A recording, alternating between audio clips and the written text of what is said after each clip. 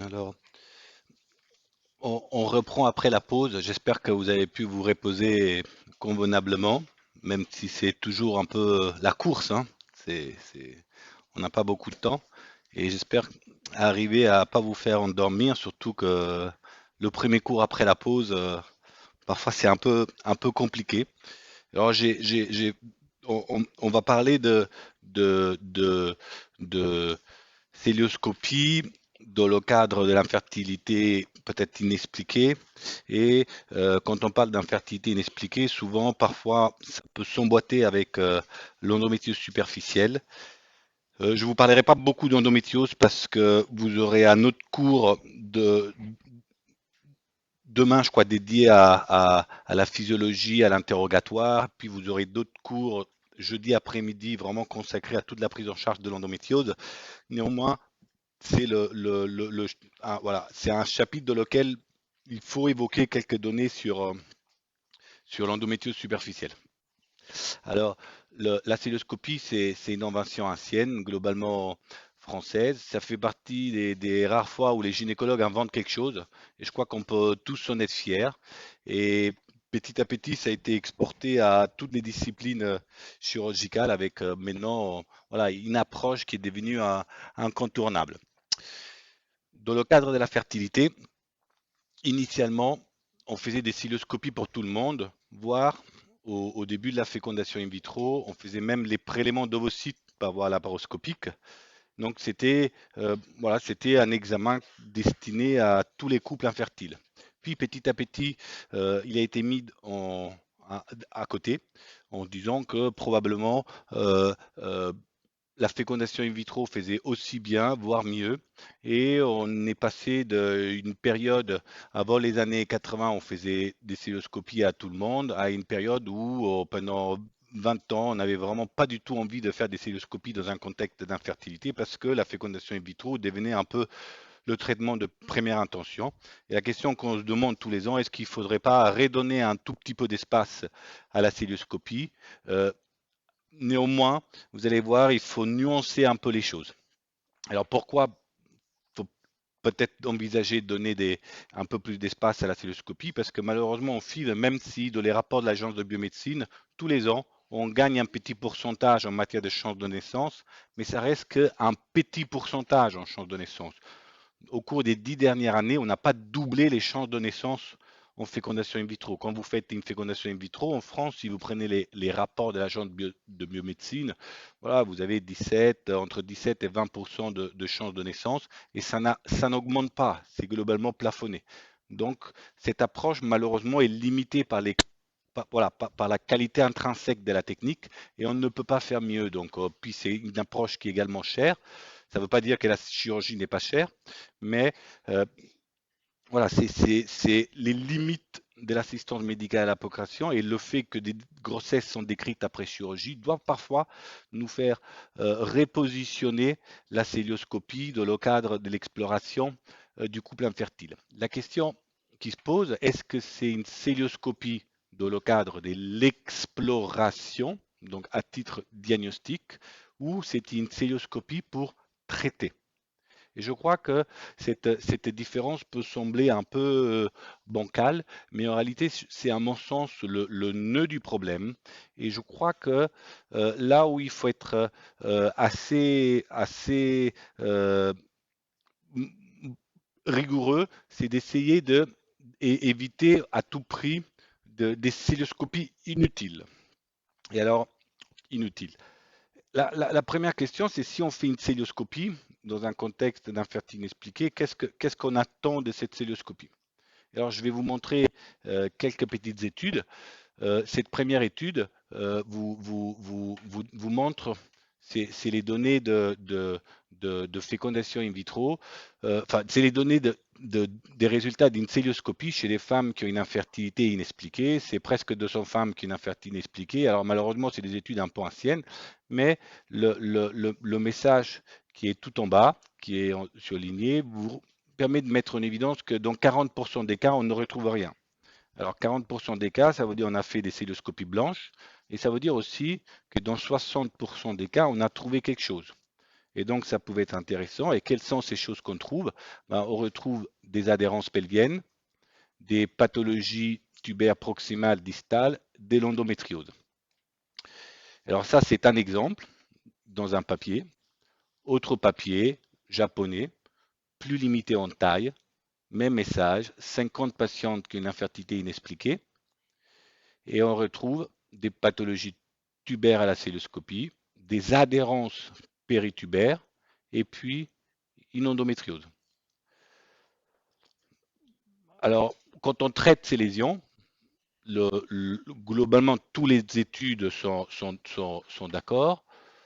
On augmente les chances de grossesse, mais les grossesses obtenues après chirurgie, il y a des grossesses spontanées en noir et des grossesses induites par l'assistance médicale à la procréation.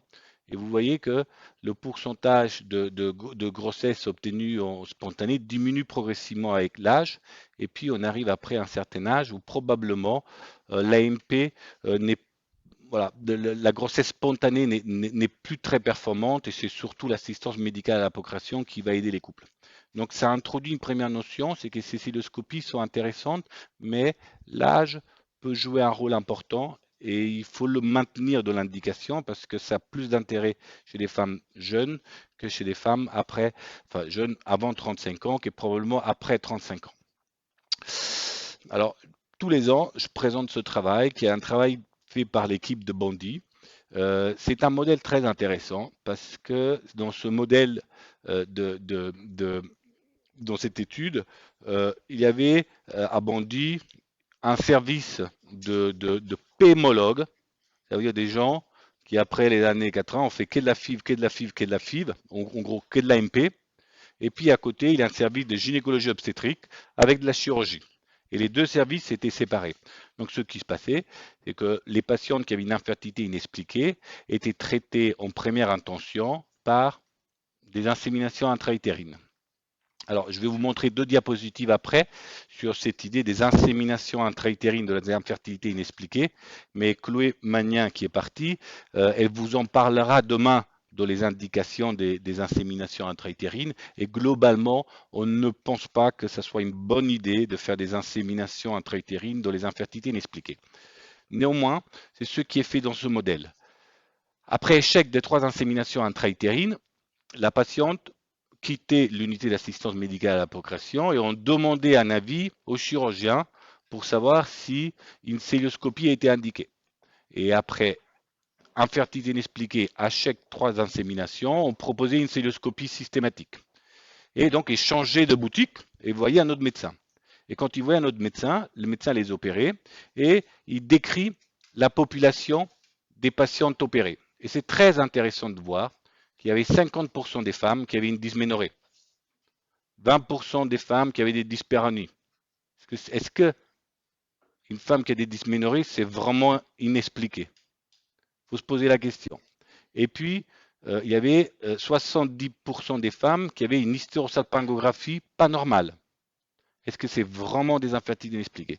Et ça permet d'introduire le premier concept qui est dans une infertilité inexpliquée, il faut être sûr qu'il soit vraiment inexpliqué dans le sens que la connaissance médicale n'a pas encore trouvé d'étiologie précise parce que c'est pas que l'étiologie n'existe pas, c'est qu'on n'a pas de moyen pour la dépister. Il y a sûrement un problème mais qu'on ne sait pas dépister. Et il faut différencier. C'est ça c'est inexpliqué parce qu'on n'a peut-être pas bien cherché. Et il les opère, et quand il les opère, dans cette série, on retrouve un pourcentage important de patientes qui ont une pathologie, 80% des patientes, et il les opère, et après la chirurgie, même message qu'avant, on augmente les chances de grossesse. Donc c'est voilà, une approche qui est intéressante, parce qu'il répare les trompes, parce qu'il répare l'endométriose. Et alors là, on a un résumé des données de la littérature dans ce travail. Et la conclusion, c'est que quand on fait une cellule dans un contexte d'infertilité inexpliquée, on retrouve toujours les mêmes choses. Vous avez vu 3 études différentes, même message, des pathologies tubaires, des adhérences, de l'endométriose. Et quand on dit ça, c'est pas des petits pourcentages, hein. On retrouve une pathologie dans 40 à 90% des cas. C'est une endométriose stade 1 ou 2 dans 20 à 50% des cas, stade 3 ou 4 dans 3 à 26% des cas. Ce qui veut dire que si vous mettez les deux colonnes ensemble, vous avez jusqu'à 70% d'endométriose dans les infertilités inexpliquées. Ça va parfaitement avec les 50% des femmes qui avaient des dysménorrhées dans l'interrogatoire. Donc ne banalisons pas l'interrogatoire et on va en reparler demain. Et puis on retrouve des adhérences dans 9 à 40% des cas et des pathologies tubaires dans 27% des cas. Donc voilà, c'est toujours pareil, endométriose, pathologie tubaire et adhérence. Ça, je passe parce que Chloé vous en reparlera. C'est juste un gros essai randomisé publié dans Lancet il y a quelques années qui comparait l'expectative aux inséminations intra-utérines chez les femmes qui ont une infertilité inexpliquée et il ne trouvait pas de différence significative ni à 6 mois, ni dans l'extension de l'étude à presque 4 ans, avec globalement les mêmes chances d'avoir un bébé en expectative ou en insémination, ce qui ne plaide pas pour les inséminations dans un contexte d'infertilité inexpliquée. Et si on reprend les étiologies qu'on retrouve le plus souvent dans un contexte d'infertilité inexpliquée, ça ne nous étonne pas tant que ça. Parce que les pathologies tubaires, ce n'est pas faire une insémination qui va résoudre le problème. L'endométriose, s'il y a une inflammation de le pelvis due à l'endométriose, ce n'est pas l'insémination qui va résoudre le problème. Donc tout est parfaitement cohérent en fait, il n'y a aucune surprise. Alors ça c'est, je passe rapidement, c'est une étude réalisée en Égypte, randomisée. La méthodologie est toujours discutable et parfois même l'approche randomisée peut être discutable. Néanmoins, c'est une étude dans laquelle il y a 500 patientes infertiles qui ont été randomisées en deux groupes. Un groupe, on fait de la cellio première et puis on fait des stimulations. Un deuxième groupe, on fait des stimulations d'emblée. Et si ça ne marche pas, celles qui ne sont pas enceintes, on fait une célioscopie. Et alors, deux infos. La première, si on fait des célioscopies à tout le monde en première intention, on a un peu plus de pelvis normaux, ce qui est normal. Quand on fait des célioscopies après échec d'un premier traitement, on sélectionne des patients plutôt en difficulté. Donc, ça veut dire que oui, peut-être il faut le garder en tête, cette approche, mais pas forcément en première intention. Par contre, les chances cumulées de la première approche et deuxième approche en matière de chances de grossesse sont globalement équivalentes. Donc, il n'y a pas bénéfice d'une approche par rapport à l'autre, mais il y a plus de morbidité si on opère 100% des patientes que 50% de celles chez qui ça ne marche pas. Donc, je crois que sur cette histoire de est-ce qu'il faut faire une célioscopie pour explorer, faire un diagnostic, je crois que c'est une mauvaise idée et qu'il faut faire un maximum d'efforts pour faire une célioscopie thérapeutique. Et le papier de M. Poncelet, de Christophe Poncelet, quand il était à Bondy, il le montre clairement que la grande partie des pathologies peut être diagnostiquée avant la célioscopie. CF, les douleurs pelviennes qui orientent vers une indication d'endométriose et qui demandent un bilan spécialisé. CF, les pathologies tubaires qu'il avait mis en évidence avec des hystérosalpingographies anormales. Ça me permet du coup de vous parler un peu du premier volet, celui des adhérences tubaires, et du coup de vous introduire dans des photos qui sont assez anciennes, l'hystérosalpingographie, qui est un examen qui est aujourd'hui réservé seulement au bilan d'infertilité pour explorer l'état tubaire. Et c'est un examen qui est globalement assez performant dans les études pour mettre en évidence les pathologies tubaires proximales. Globalement, tout le monde sait identifier facilement s'il y a une trompe bouchée ou deux trompes bouchées en proximal. Globalement, tout le monde sait bien voir s'il y a un brassage péritonéal et si les trompes sont bouchées en distal. Là où ça devient beaucoup plus difficile, c'est sur le diagnostic des adhérences péritubères, qui est un peu la difficulté et qui encourage plutôt à bien apprendre cet examen plutôt que à faire ce que certaines équipes proposent, le mettre de côté. Et alors, cette bataille anti-stérosalpingographie, c'est un peu ancien. Et ça commence il y a plus de 10 ans avec une équipe d'Aberdeen qui, dans un un débat dit clairement que probablement l'hysterosalpingographie n'a plus de place dans l'exploration du couple infertile. Et alors, n'a plus de place dans l'exploration du couple infertile et il propose un magnifique diagramme. Et dans ce magnifique diagramme, on voit qu'on fait un interrogatoire, une écho, et s'il y a une anomalie de l'utérus, on fait une cellio avec une hystéroscopie. Si l'interrogatoire retrouve un antécédent de salpingite, on fait une celluloscopie. Et si on a vraiment la chance et qu'on n'a rien eu dans sa vie, on a le droit de faire une sérologie chlamydienne. Et s'il est positive, on va faire une celluloscopie. Donc vraiment, si on n'a rien du tout et qu'on vient de naître et qu'on n'a eu aucun problème, on peut peut-être faire un examen des trompes qui dans ce cas-là était voilà, une hyphosie, une icosie à cette époque, qui est une échographie avec un milieu de contraste aqueux pour essayer de voir la perméabilité tubaire, en sachant que l'hyphosie, c'est une échographie avec un milieu de contraste qui est un gel pour mieux voir les trompes. Mais globalement, le même principe, on fait une échographie, on met du liquide dans l'utérus et on voit si ça passe dans les trompes. Donc, ils ont éliminé l'hystérosalpingographie, c'est super, ça fait mal, mais du coup, ils la remplacent par un examen qui fait pas mal du tout, qui s'appelle la célioscopie. Donc, je crois que c'est une très mauvaise idée et cette bataille un peu anti-hystérosalpingographie voilà, et n'a pas beaucoup de sens. Alors, il y a peu de données du coup qui comparent l'hystérosalpingographie à la technique alternative qui est mise un peu sur le même, voilà, sur le même pied que l'hystérosalpingographie, qui est cette fameuse hyphosie, qui est une échographie avec un contraste, avec un gel comme milieu de contraste intracavitaire qu'on injecte par le bas et qui passe à travers les trompes pour pouvoir vérifier si les trompes sont perméables. Et ça, c'est une étude réalisée par une équipe en Hollande, une énorme étude randomisée, 26 hôpitaux, et ils randomisent les patientes pour qu'ils fassent dans un ordre différentiel, soit hystérosalpingographie puis hyphosie, soit hyphosie puis hystérosalpingographie. Ils ont tous eu les deux examens. Et alors, il veut plus, il veut plus. On va faire comme ça. Et, et ils randomisent quand même plus de 1000 patientes, qui est assez conséquent comme étude. Et il y a des données intéressantes parce qu'il y a des patientes qui ont des résultats concordants. Bon, hystérosalpingographie et hyphosie disent pareil, c'est bouché ou c'est perméable. Par contre, il y a un pourcentage de patientes qui ont pas l'examen n'est pas contributif.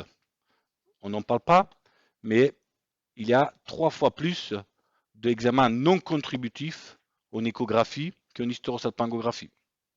Donc c'est quand même une première donnée importante.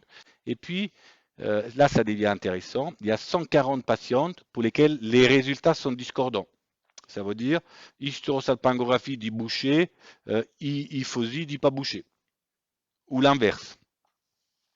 Et dans ces résultats discordants, ils ont fait quelque chose d'assez fin d'un point de vue méthodologique. Ils les ont randomisés une deuxième fois et ils ont décidé l'examen est discordant. On croit qui? On croit qui? L'hystérosalpingographie ou l'hyphosie? Et du coup, ils les ont randomisés. Toi, je crois l'hyphosie. Toi, je crois l'hystérosalpingographie. Et le message qui en ressort, c'est que quand on croit l'hystérosalpingographie et qu'on décide la conduite à tenir en fonction de l'hystérosalpingographie, bien que pas significatif, le résultat est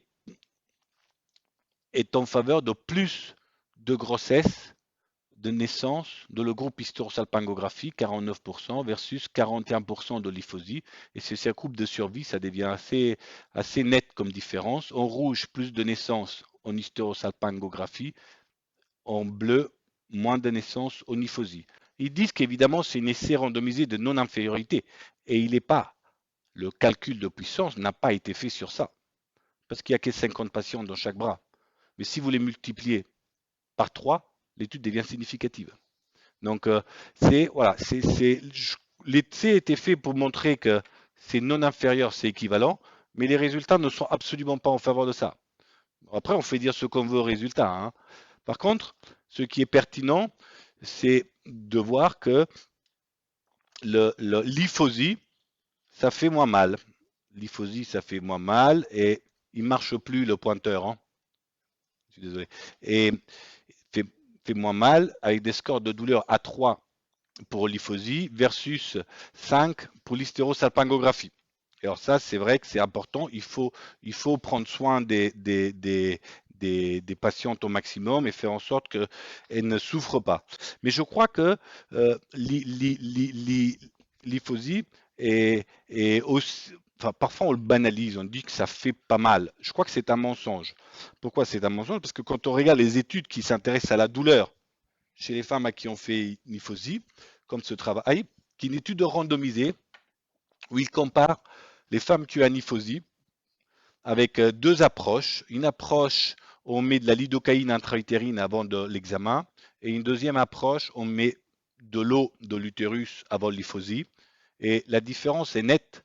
Quand on met de l'eau, on a des scores de douleur en EVA à 6, comme l'hysterosalpingographie. Et quand on met de la licoïne, on descend à 3. Donc en fait, c'est pas tant. Je crois qu'il ne faut pas diaboliser un examen, il faut faire le maximum pour qu'il se passe bien et optimiser le traitement antalgique pour que les femmes ne souffrent pas, au lieu de dire que c'est un examen inutile parce qu'elle fait mal. Elle fait mal parce qu'on ne le fait pas bien. Et on ne s'intéresse pas assez à comment optimiser les symptômes douloureux des femmes. Et ça, c'est un autre essai randomisé qui a été publié il y a 10 ans. Ils ont tout simplement comparé l'hysterosalpingographie en utilisant un milieu de contraste froid que le radiologue sorte du frigo et après injecte, ou un milieu de contraste chaud, à une température corporelle. Et rien que ça, c'est très significatif en matière des douleurs. On passe de 5 à 3. Les mêmes douleurs de l'essai randomisé de Hollandais. On passait de 5 à 3, 5 l'hysterosalpingographie, 3 l'hyphosie. Donc je crois que faut apprendre à faire les choses et être plus judicieux. Le deuxième point pour lequel l'hystérosalpingographie reste un examen important, c'est parce que il y a un gros essai randomisé publié dans New England il y a quelques années où on randomisait 1000 patientes avec des hystérosalpingographies avec deux approches différentes. Une approche, c'est je fais une hystérosalpingographie et je mets un produit de contraste qui passe dans les trompes à base d'eau, radiopaque à base d'eau. Dans un autre cas, je mets ce qu'on appelle du lipiodol, un produit de contraste radiopaque à base huileux, de l'huile. Et gros essais randomisés publiés dans New England,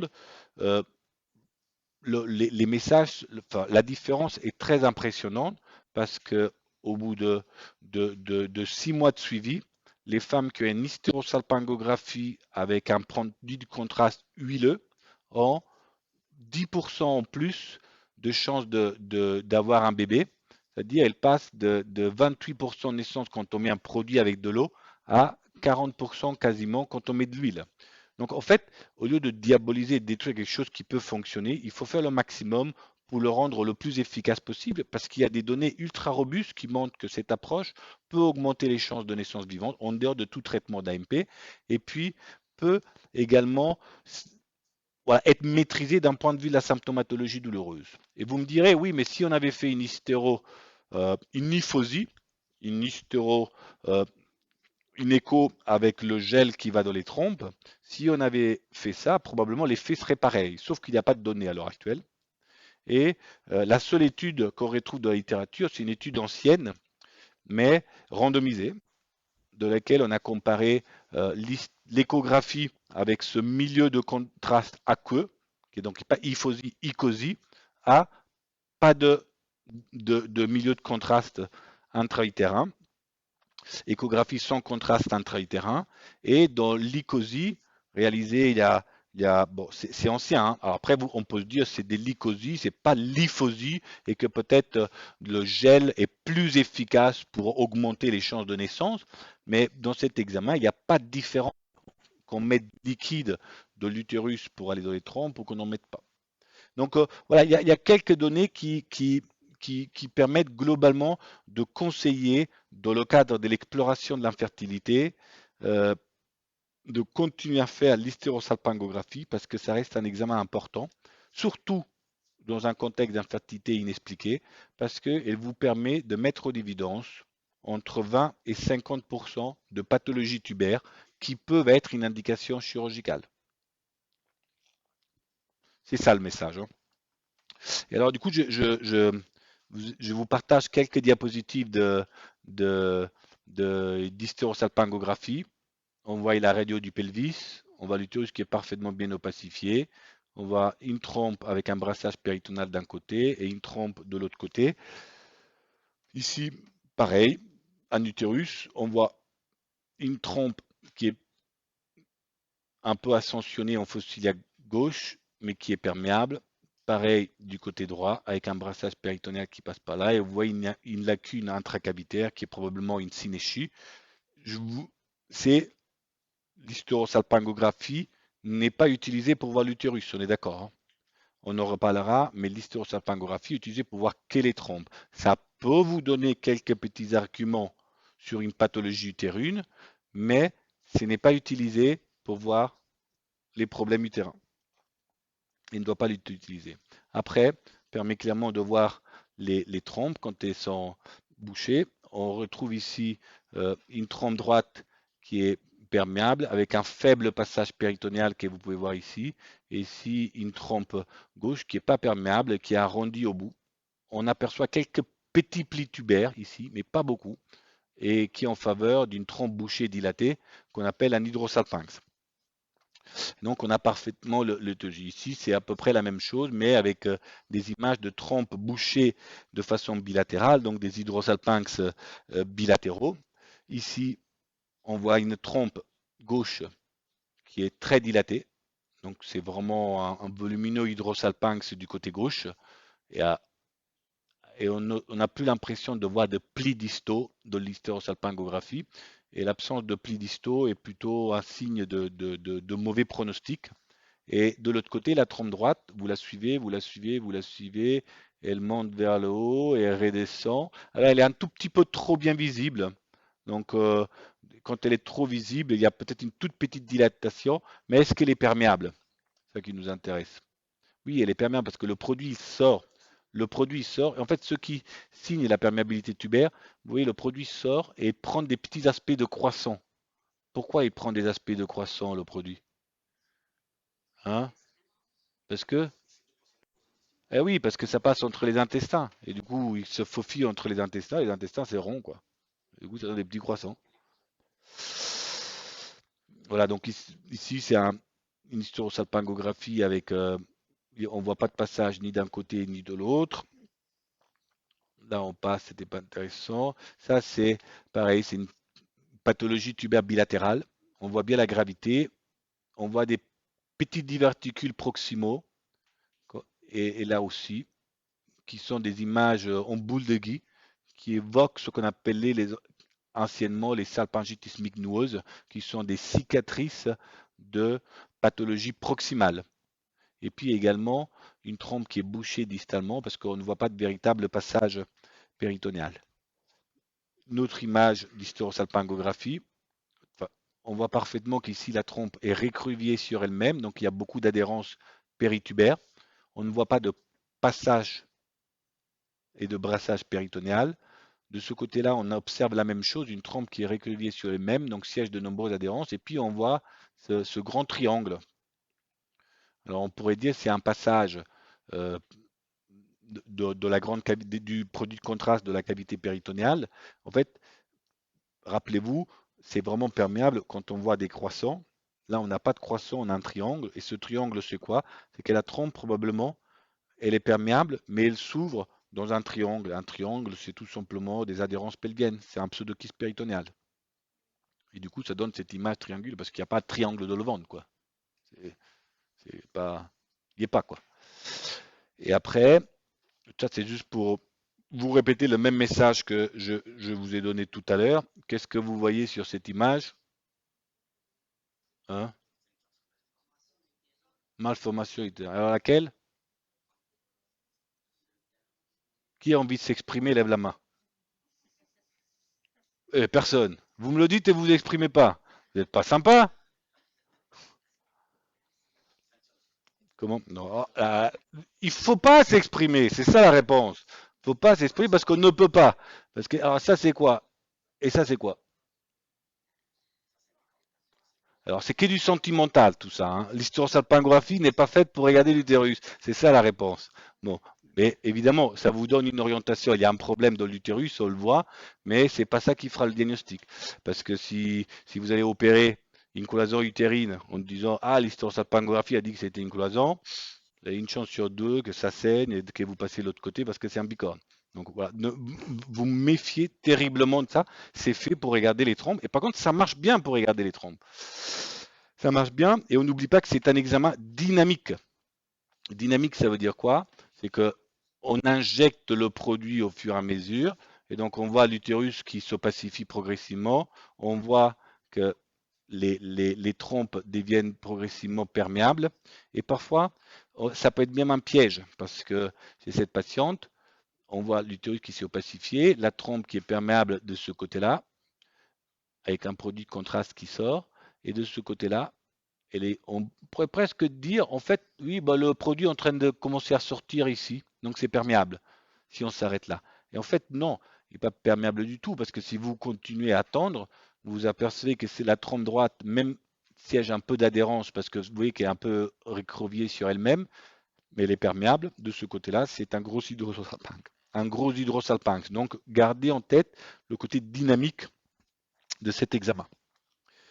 Euh, alors, quand vous avez du coup une hysterosalpingographie avec des pathologies tubaires, est-ce qu'il faut les opérer? Je ne vous le dirai pas parce que le professeur Legendre, il vous le dira après. Mais je crois qu'il faut les opérer parce que quand, ça peut vraiment aider les chances que ça fonctionne. Et je ne sais pas si tu as prévu de lui montrer les récos que tu avais pilotés et de lesquels j'avais les chances de participer. Non. Voilà, d'accord. Du coup, donc je vous les montre et globalement ce que donnent ces récos, c'est que je pense que le message qui est véhiculé, c'est des récos de prévention, entre guillemets, de prophylactique. Et le message qui est véhiculé, c'est que quand il y a des adhérences pelviennes, si le geste chirurgical de réparation tubaire ne met pas au risque la patiente, parce qu'il y a quand même des risques de complications digestives, vasculaires et infectieuses, il est tout à fait légitime de réaliser des adhésiolysses pour réparer une anatomie pelvienne normale. Et quand les adhérences sont trop importantes et qu'il faut réaliser une adhésiolyse complexe, c'est probablement pas très utile de le faire, voire dangereux. C'est ça le message simple. Alors le deuxième point, c'est le titre thérapeutique de le contexte d'endométriose. On en reparlera, mais je voulais surtout vous le montrer sous forme de cas clinique. Parce que je me suis dit, sinon vous allez en avoir marre de m'écouter tout le temps. Et alors, sous forme de cas clinique, c'est une infertilité primaire depuis 3 ans. Et alors, l'interrogatoire, je vous donne les résultats, hein. Madame a 31 ans, fume pas, boit pas, se drogue pas, et a des cycles réguliers de 28 jours. Une montre suisse, hein, tous les mois, 28 jours pile, parfait. Elle a des dysménorrhées, donc des douleurs pendant les règles. Et je crois qu'il est toujours important, on le redira, il faut vraiment essayer d'évaluer, scorer l'intensité des douleurs, parce que c'est absolument pas pareil de dire oui, j'ai des douleurs pendant les règles, je m'en aperçois à peine. Vous estimez combien de 0 à 10? 2. 2. J'ai une femme, ah oui, chaque fois que j'ai les règles tous les mois, bah, je suis à la maison parce que j'ai trop mal. Vous avez mal combien? 8 sur 10. Bah oui, c'est normal, docteur, c'est pas le problème. Je viens parce que je veux un bébé. Donc, elle ne va pas vous en parler. Si vous ne lui posez pas la question, elle ne vous en parlera pas. Donc, dysménorrhée et dyspareunie, plus ou moins symptômes urinaires digestifs, doit faire partie du bilan du couple infertile, obligatoire. Et on en reparlera. Et donc, elle a des dysménorrhées à 8 sur 10, des dyspareunies à 8 sur 10. On estime que quand c'est supérieur à 7 sur 10, c'est sévère. Donc, dysménorrhée sévère, dyspareunie sévère. Le BMI à 17, il a des rapports réguliers, monsieur va bien, il n'y a aucun problème. Vous faites quoi comme bilan? Voilà. Il va y avoir un cours dédié sur le bilan. Je ne sais plus si c'est demain. Et donc, on va vous le répéter, mais le bilan est très simple de base. C'est les dosages hormonaux au troisième jour du cycle, l'échographie pelvienne, euh, l'hystérosalpingographie, on en a déjà parlé suffisamment, et puis le spermogramme pour le monsieur. On récupère les résultats de ces examens, en sachant que d'un point de vue intellectuel, c'est toujours très simple, hein. Il y a 4 boîtes pour lesquelles on cherche à avoir une réponse. Une boîte, c'est est-ce que les spermatozoïdes fonctionnent? Une boîte, c'est est-ce que l'ovulation fonctionne? Une boîte, c'est est-ce que les trompes sont perméables? Et une boîte, c'est est-ce que l'utérus va bien? C'est vraiment 4 questions auxquelles il faut répondre pour être le plus simple possible. Et quand on regarde les dosages hormonaux, estradiol 52, FSH à 6, LH à 6, AMH à 3,3, un compte folliculaire à 14, l'hystérosalpingographie est normale. On lui avait fait, quelqu'un lui a fait un test du nerf, mais on vous le redira demain, ça sert à rien. Et puis le monsieur, il a plein de spermatozoïdes, ça bouge dans tous les sens. On vous reparlera du spermogramme et on sélectionne 23 millions de spermatozoïdes, en sachant que globalement, quand on sélectionne plus d'1 million de spermatozoïdes, c'est tout à fait compatible avec une conception spontanée. Donc les 4 boîtes, le sperme, normal. L'utérus, normal. L'ovaire, elle a les cycles réguliers. La réserve ovarienne, pour une femme de 30 ans, paraît correcte, normal. Et l'utérus et les trompes sont normales. Donc tout est normal. Quand tout est normal, c'est une infertilité inexpliquée. Voilà. Et c'est une infertilité inexpliquée. Et donc une infertilité inexpliquée, mais une infertilité dans un contexte de douleur, est-ce que c'est une infertilité inexpliquée? Non. Alors du coup, si vous n'avez pas posé les questions sur les douleurs, ça ne va pas. Parce que avant de dire que c'est une infertilité inexpliquée, on se rappelle de tous les gens qui ont opéré avant nous, les patients, et qui nous disent, grâce à leur intervention chirurgicale et leurs études publiées, que quand on a une infertilité inexpliquée, on a 2 choses. Une endométriose ou des pathologies tubaires. Donc, avant de dire, madame, je ne sais pas pourquoi vous n'êtes pas enceinte, probablement inexpliqué, on ressort l'hystérosalpingographie, on la regarde dans tous les sens, et puis on repose les questions sur les douleurs, si on avait oublié de le faire. Mais comme on n'oublie pas de le faire, je sais que vous l'avez fait en avant, et vous aurez la bonne réponse. Et donc, une infertilité expliquée dans un contexte de douleur, je crois que, qu'est-ce que vous allez faire? Est-ce que vous allez faire d'autres examens? Et si oui, qu'est-ce que vous feriez comme examen? Et alors, c'est bravo, très fort. Alors ça, c'est la conclusion du cours qu'on va faire demain. Et donc, vous êtes tellement fort que vous l'avez déjà en tête. Et le cours de demain, ça sert justement à dire ça, c'est que quand on suspecte une endométriose, en fait, il faut euh, faire un bilan d'imagerie dans un milieu spécialisé pour pouvoir préciser l'étendue des lésions. Et on va reparler du bilan qu'on fait demain. Et il y a différents types d'endométriose, mais le bilan d'imagerie que vous allez faire revient normal. Et il revient normal parce que malheureusement, à l'heure actuelle, on n'a pas d'examen d'imagerie très performant pour voir s'il y a une endométriose superficielle ou pas. Parfois, on a des petits éléments indirects qui peuvent être donnés dans le bilan d'imagerie. En échographie, l'échographie peut vous transmettre une information qui est la présence d'adhérence périovarienne.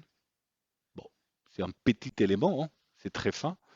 Et puis l'IRM, parfois, euh, vous permet de voir s'il y a des petits spots hyper intenses sur le péritoine. Alors, on a un projet actuellement en cours pour une étude prospective pour évaluer la pertinence de l'IRM de le diagnostic de l'endométriose superficielle, parce qu'il n'y a pas beaucoup d'études avec des corrélations entre la chirurgie et l'IRM, voire il n'y en a pas. Mais avant d'avoir les résultats, il faut attendre 2-3 ans. Du coup, là, on est dans un contexte de suspicion clinique d'endométriose euh, superficielle. Vous avez fait un bilan dans un milieu spécialisé, parce que c'est important de rechercher cette endométriose avec des gens qui connaissent l'endométriose, et vous ne trouvez pas de lésions d'endométriose profonde ni ovarienne. Donc, qu'est-ce que vous faites? Hmm. Ouais. Alors, je pense que c'est la meilleure indication qui soit, hein. Il n'y en a pas 40. Et pourquoi? Parce que vous avez une femme qui est douloureuse, qui voit un bébé, qui est jeune, dont tout est normal, qui peut être enceinte naturellement et qui a une forte suspicion d'endométriose superficielle. Donc, est-ce qu'on est est-ce que c'est obligatoire de l'opérer? Rien n'est obligé en assistance médicale à la procréation, hein. On n'est pas dans un domaine dans lequel on oblige les gens. On informe de l'option A et l'option B. Et il n'y a pas, voilà, c'est des choses où il y a des conduites à tenir. Et là, c'est un couple jeune qui voit un bébé. Il y a deux options. Une option vous opère. Vous avez une forte suspicion d'endométriose superficielle. Si on en trouve, on la traite. Vous aurez moins mal. Et est-ce que vous aurez plus de chances d'avoir un bébé? On en parlera après, de les diapositives après. Et puis de l'autre option, bah, on ne vous opère pas, on vous aide avec l'assistance médicale à la procréation. Et donc, ce qui avait été fait dans ce cas précis, je voulais vous les montrer, mais c'est compliqué parce que j'arrive pas à me récupérer ma petite souris de mon côté. Alors, elle va où là? Elle est prisonnière.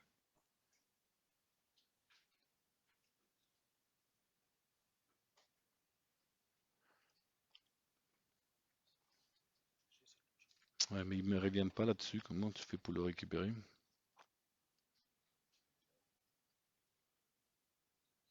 Non, mais la petite flèche, celle-là, pour la faire revenir là. Elle veut pas revenir. Putain, elle venait de là? Oh là là. Ok. Et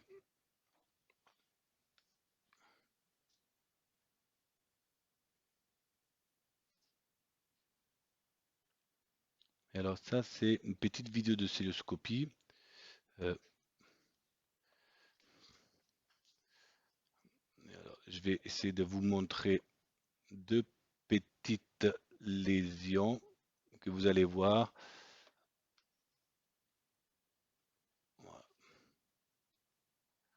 Voilà, il va y avoir une petite lésion au niveau voilà, juste au fond à droite. Est-ce que cette lésion vous paraît compatible, et là devant, de le péritoine vésicule-utérin, qu'est-ce que ça vous évoque? Deux micro-lésions, deux petits spots sur le péritoine. Pas grand-chose, hein? Ouais, je sais.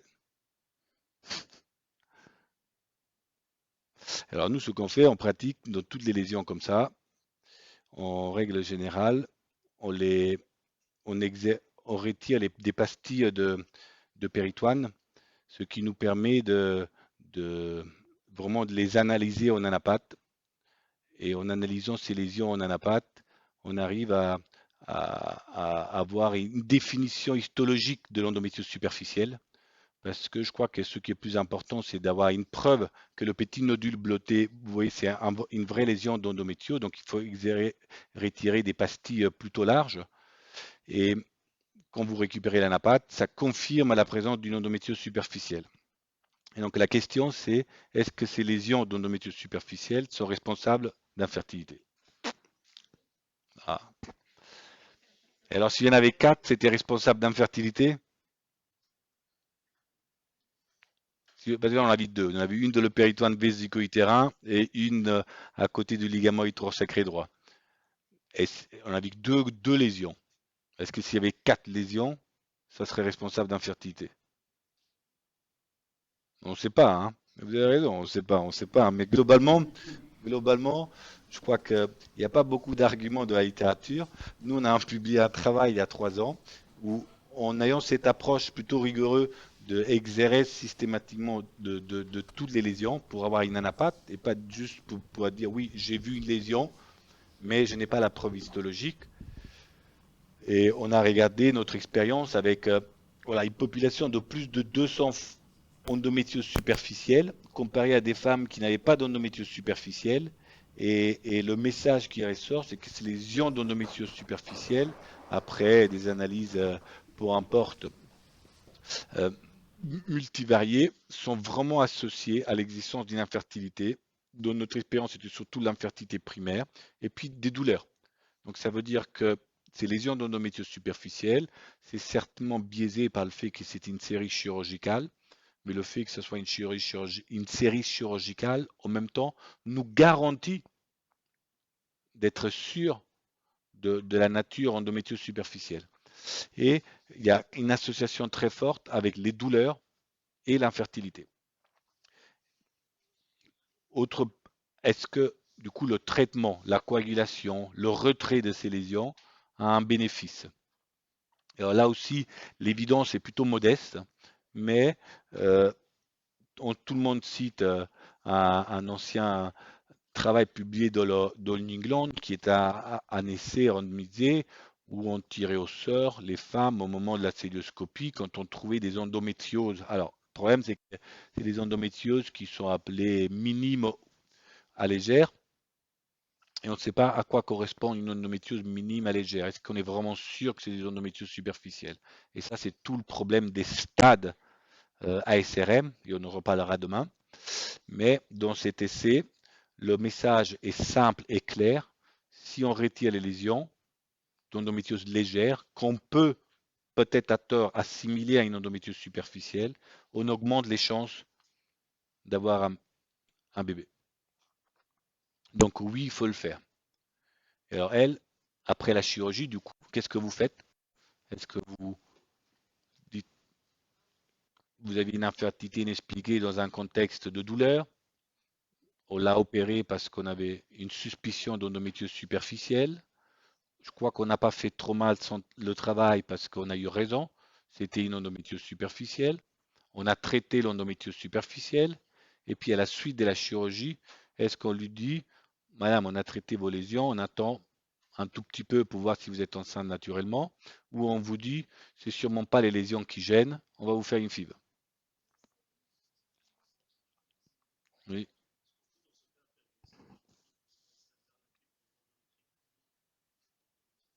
Oui, alors la question pour ceux qui sont à distance, qui est posée dans la salle, est-ce qu'il faut faire une hystéroscopie diagnostique pour rechercher une endométrite chronique?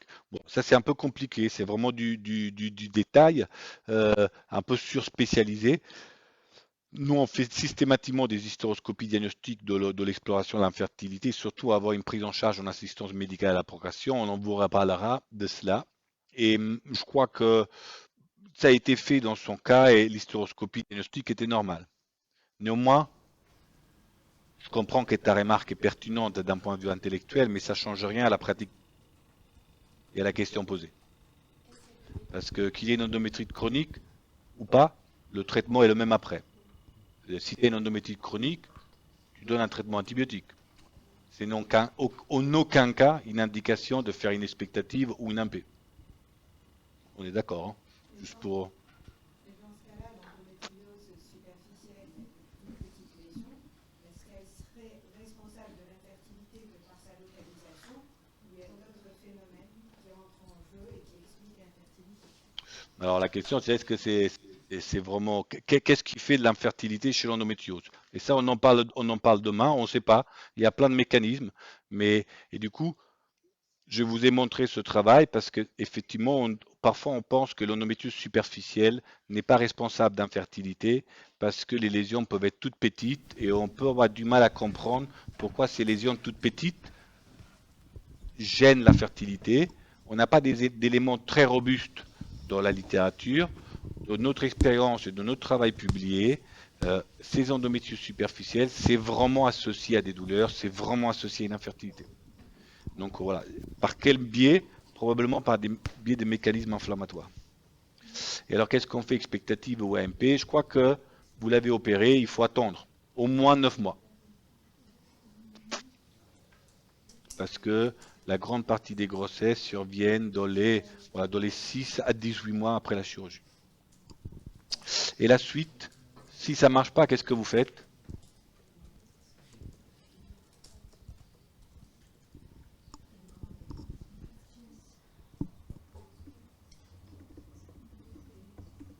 Hmm.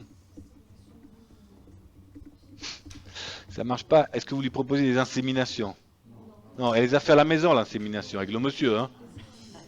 Parce qu'il faut être très prétentieux de la part d'un docteur de dire je vais vous déposer les spermatozoïdes de votre utérus alors que le monsieur le dépose au fond du vagin et être prétentieux de vouloir faire mieux que le monsieur ou à la maison. Donc ça n'a pas de sens. Voilà. Donc on l'élimine. La stimulation ovarienne, bon, elle a attendu 9 mois, ça n'a pas marché. La question pour que certaines personnes se posent, c'est de faire des stimulations à insémination immédiatement après la chirurgie pour booster le post-opératoire et augmenter les chances de grossesse en post-opératoire immédiat. L'évidence est faible, il y en a qui le font, c'est pas une erreur d'un point de vue recommandation. Nous, on pense qu'après l'opération, elle a le droit voilà, d'attendre tranquillement les 9 mois. Et si ça marche pas, il faut faire la FIV. FIV ou ICSI en fonction des paramètres spermatiques. Et après, je ne vous montre pas les feuilles de stimulation parce que ça reviendra après, c'est un peu trop tôt. Et on a eu des embryons, on a transféré, elle a eu une fausse couche. Et voilà.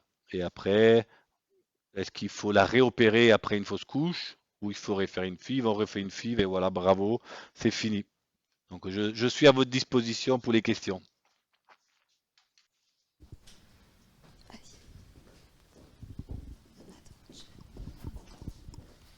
Juste pour savoir, est-ce qu'il y aura une place encore pour la fertiloscopie?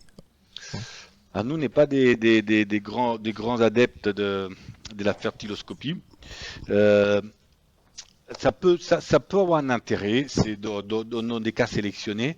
Le problème de la fertiloscopie, euh, c'est que on essaye de mettre en place des techniques qui diminuent de plus en plus la, la, la, Le caractère invasif. le caractère invasif d'une technique. Je vous ai dit, la fertiloscopie, c'est parfait pour faire un diagnostic éventuel. Mais je vous ai dit que nous, on ne pense pas que la célioscopie à titre diagnostic soit vraiment ce qu'il faut faire le plus en 2023. Maintenant, est-ce qu'il faut faire à la place d'une célioscopie une fertiloscopie? Bon, quitte à opérer, autant opérer bien, hein. Moi, c'est mon humble avis, hein. Après, dans la fertiloscopie, il y avait quelque chose de génial dans l'idée de passer par le vagin. Et en fait, dans l'évolution de la chirurgie gynécologique, surtout l'approche mini-invasive, voilà, on essaye globalement de diminuer au maximum la taille des cicatrices abdominales. On est passé par des célioscopies classiques avec des trocars de 10 mm en transombilical, puis il y a une grande période à la mode des trocars, des single ports, les LES des anglo-saxonnes, où on met un seul grand trocar transombilical à travers lequel on fait passer tous les instruments. Après, on s'est aperçu que ça faisait plus d'hernie. Donc maintenant, à part le robot, c'est moins utilisé parce que plus de risques d'hernie et puis d'un point de vue ergonomique, c'est moins pratique. On a voulu continuer à minimiser pour diminuer les cicatrices. Et donc, on est passé aux mini-célioscopies, avec au lieu de mettre un trocar de 10 mm en transombilical, on met juste 5 mm. Au lieu de mettre 5 mm dans le pelvis, on met 3 mm. Puis il y a des gens qui ont développé la célioscopie transcutanée, sans mettre de trocar, juste en faisant passer des pinces comme des aiguilles à travers la peau. Et là, la dernière en date, depuis quelques années, c'est les notes qui sont la célioscopie par voie vaginale. Et en gros, on met un trocar unique par voie vaginale pour accéder au pelvis. C'est des approches qui ont des indications limitées parce qu'on n'a pas l'exploration de toute la cavité péritonéale. Et donc, si vous voulez vous opérer parce que vous avez une suspicion, par exemple, d'endométriose superficielle, il faut pouvoir être à l'aise pour explorer toute la cavité péritonéale et brûler toutes les lésions. Donc, la fertiloscopie, je pense que ça n'a pas sa place du fait de notre approche, on évite des célioscopies inutiles. Voilà. Mais ça avait quelque chose de très, très intelligent, le fait de passer par les voies naturelles. Chez cette patiente qui présente dysménorrhée et dyspareunie profonde, est-ce que c'est nécessaire ou est-ce que le test salivaire a une place Oui, avant de bon, on en commencer, reparlera, le test salivaire. On en reparlera. avant d'entamer ou de lancer les Oui, examens complémentaires? oui, Parce oui, que est-ce non, qu'il a là, il une faut place dans de toute façon, on aura un cours probablement dans demain? son cas, aucun. On en reparlera, mais dans son cas, aucun. Ma question, c'est la place des gels anti-adhérentiels après la désiolyse ou bien la cure de l'endométriose superficielle. La chirurgie tubaire et les adhérences, c'est le professeur Legendre qui va vous le faire. Il y avait une autre question. Non, c'est bon. Après, dans le chat, on nous demande que pensez-vous de l'intérêt de l'hystérographie chez un couple avec de toute façon une indication de FIVIXI et pas de salpinx en écho. Qu'est-ce que t'en dis? Ah. Ça dépend quelle est l'indication de FIVIXI, hein, mais c'est vrai que, euh, en fait, si c'est vraiment une indication de FIVIXI formelle, on n'est pas certain que l'hystérosalpingographie soit obligatoire. Néanmoins, on a tendance d'être le plus systématique possible du bilan et prescrire le bilan toujours pareil à tout le monde. Mais ça, je crois que c'est le message qu'il faut retenir, hein, essayer d'être le plus systématique possible. Après, tout se discute. Et s'il y a une indication d'ICSI, parce que monsieur a un sperme testiculaire, par exemple, donc voilà, il n'y a pas de possibilité qu'elle soit enceinte naturellement, sauf si elle veut essayer naturellement avec un autre partenaire. Euh, Dans ce cas-là, c'est pas indispensable, effectivement, de faire une hystérosalpingographie. Mais en dehors de cas vraiment limités, de discuter avec la patiente, il faut essayer d'être le plus rigoureux et systématique possible et faire tous les examens. Après, il y a pas mal de questions sur l'endométriose, mais il y a toute une session demain. Donc, On parle demain ouais, de la physiopathe et l'interrogatoire. Et, et, petit, quoi. et puis, thérapeutique, c'est jeudi après-midi, je crois. Ouais, Jeudi il y a plein de après-midi, on questions. va vous faire le diagnostic en imagerie, on va vous faire la fertilité, on va vous faire l'adénomiose et on va vous faire une prise en charge globale avec monsieur Chaperon.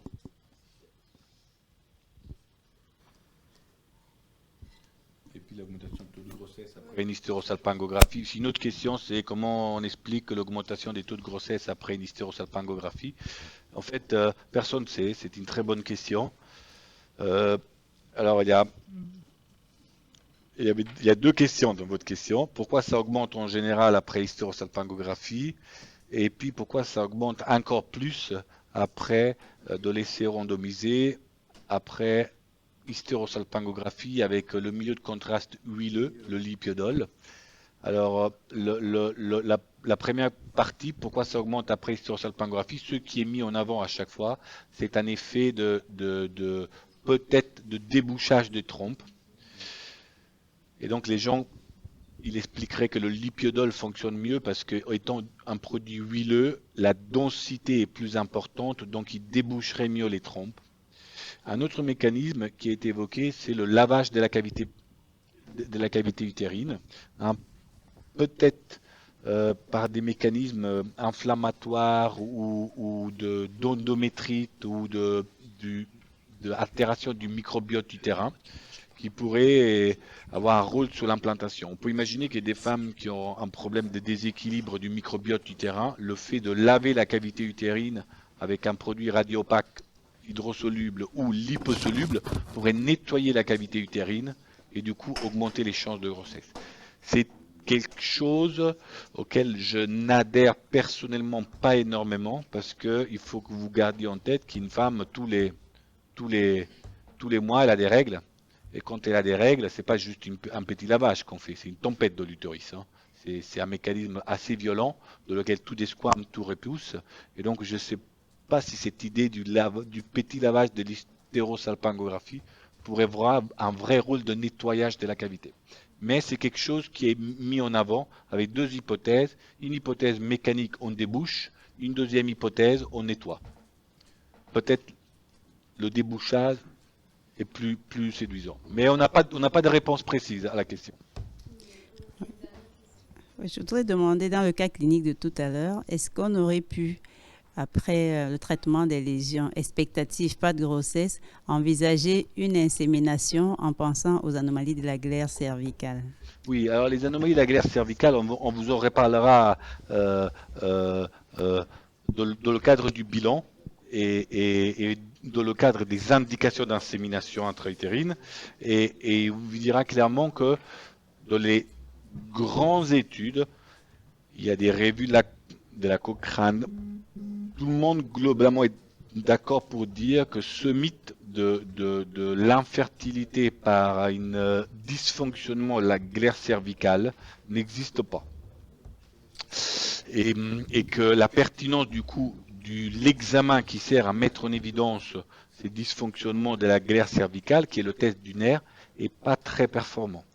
Pas très performant parce que cette symbiose entre spermatozoïdes qui bougent de la glaire et glaire dépend de plein de facteurs du cycle hormonal, qui fait que parfois l'examen n'est pas fait au bon moment et que le résultat est que il n'est plus utilisé en pratique courante. Ceci dit, il peut y avoir des vraies pathologies cervicales dans lesquelles il n'y a pas de glaire. Il y en a deux principalement et qui font partie d'indications formelles d'insémination. Et vous le redirez, ces deux indications formelles, c'est la mucoviscidose et les femmes qui n'ont pas de col parce qu'il y a une chirurgie du col, en particulier les trachélectomies élargies. Bon, on continue. Alors du coup, il faut mettre...